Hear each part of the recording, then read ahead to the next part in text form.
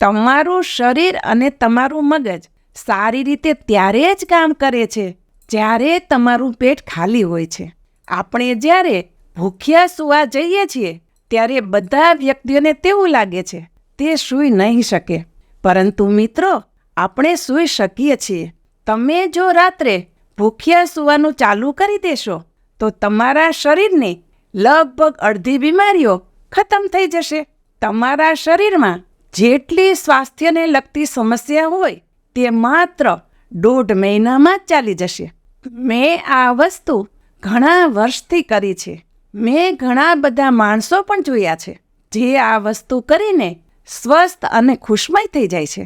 ફક્ત એટલી વસ્તુ જ કરવાથી તે આખો દિવસ તેનું પેટ ભર્યા નથી રાખતા. પેટમાં ભોજન હોવા છતાં પણ અત્યારે માણસો આખો દિવસ ખાધા રાખે છે.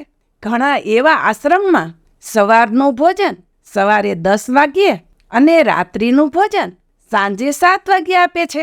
અને તે બધા આશ્રમમાં શારીરિક કાર્યો ઘણા બધા કરવાના હોય છે.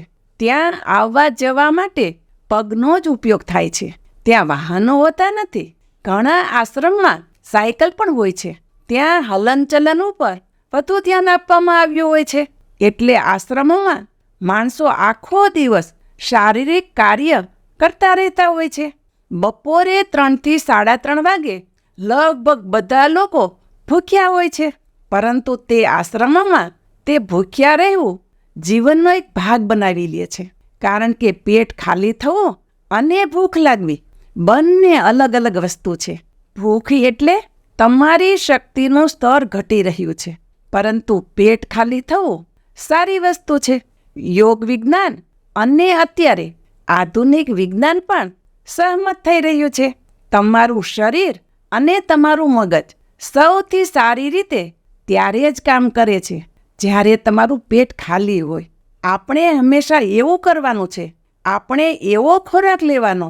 આપણે ગમે તેટલું ખાઈ આપણું પેટ હંમેશા 2 થી 2.5 કલાકમાં હંમેશા ખાલી થઈ જાય. એવું કરવાથી આપણે હંમેશા ભૂખ્યા સૂવા જઈશું. માણસોને લાગે છે કે સૂઈ નહીં શકે, પરંતુ તમે સૂઈ શકો છો. તમે આ વસ્તુ ફક્ત એટલા માટે કરી શકો છો કારણ કે તમે જરૂરતથી વધુ ખાતા નથી. અને આ ખૂબ જ મહત્વપૂર્ણ છે. ઘણા લોકો 2 વખત ખાય છે અને ઘણા લોકો દિવસમાં ફક્ત 1 જ વાર ખાય છે. મેં ઘણા લોકોને જોયા છે તે આખા દિવસમાં ફક્ત 1 જ ટાઈમ ભરપેટ ખાતા હોય છે, અને એ પણ સવારના સમયે અથવા તો બપોરના સમયે. તમે પેટમાં અલગ અલગ જુદી જુદી વસ્તુઓ ભેગી કરો છો અને પછી તકલીફ થવાનું શરૂ થાય છે. સૌથી પહેલી વસ્તુ છે શરીરમાં આળસ. આળસના ઘણા બધા સ્તર હોય છે. ઘણા બધા માણસોએ પોતાના શરીરને દુઃખનું કેન્દ્ર બનાવી રાખ્યું છે, કારણ કે તેને તેના શરીરને એવું બનાવ્યું છે કે તે શરીર તેના જીવનમાં ઘણી રૂકાવટ પેદા કરે છે.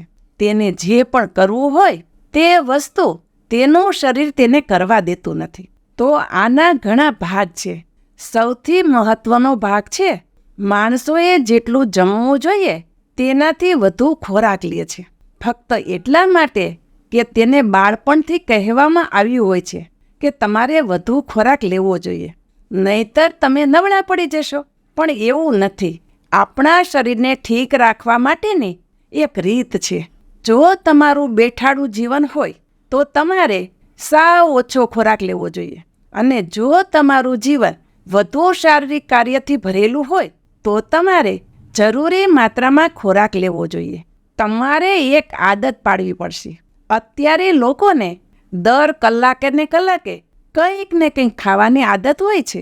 તે આદતોને મૂકી અને દિવસમાં 4 થી 5 વખત જરૂરી માત્રામાં થોડો થોડો ખોરાક જ લેવો જોઈએ. તમારું સ્વાસ્થ્ય તમારે શરીરની અંદરથી બનાવવાની જરૂર છે. આખો દિવસ જો તમને કંઈક ને કંઈક શારીરિક તકલીફ થતી હોય તેનો મતલબ એમ છે તમે આ શરીરને થોડું બગાડી નાખ્યું છે. આપણા શરીરને ભગવાને આવી રીતે તો નથી બનાવ્યું કે આપણને આખો દિવસ કંઈક ને કંઈક તકલીફ જોવા મળે. તમારા શરીરની બધી જ કોશિકાઓને ભગવાને સ્વાસ્થ્ય માટે બનાવેલી છે. આપણા શરીરની બધી કોશિકાઓ આપણા સ્વાસ્થ્યને સારું કરવા માટે પ્રયત્ન કરે છે. ફક્ત આપણે જ પ્રયત્ન નથી કરતા.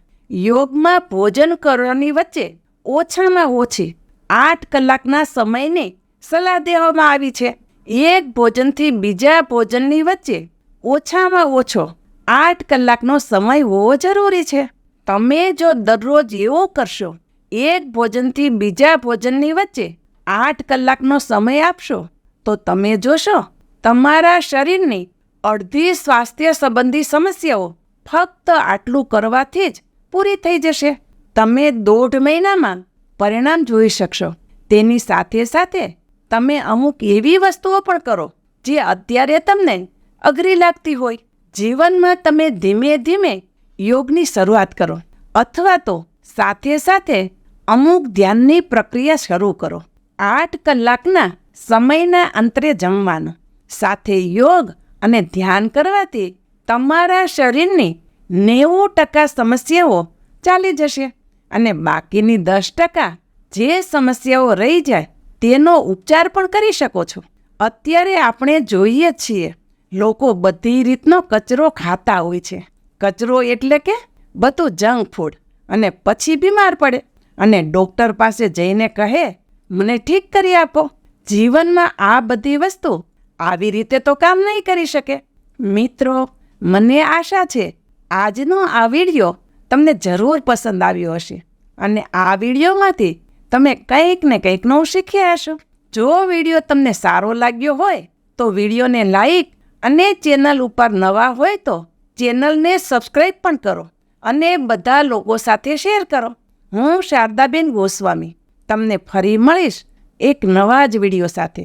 ત્યાં સુધી મસ્ત રહો, સ્વસ્થ રહો.